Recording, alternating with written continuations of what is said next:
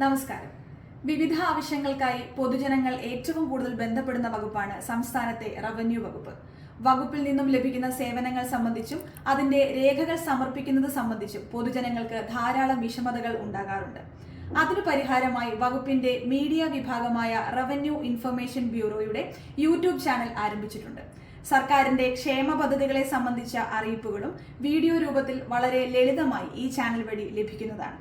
Digital survey, unique, തണ്ടപ്പേർ, e payment, ഇ ഗസ്റ്റ്, ഓൺലൈൻ പോർട്ടലുകൾ തുടങ്ങി റവന്യൂ വകുപ്പിലെ IT അധിഷ്ഠിത പദ്ധതികളുടെ വിവരങ്ങളും അപ്ഡേഷനുകളും അതിവേഗത്തിൽ എത്തിക്കുന്നതിനും ചാനൽ സഹായകരമാണ്.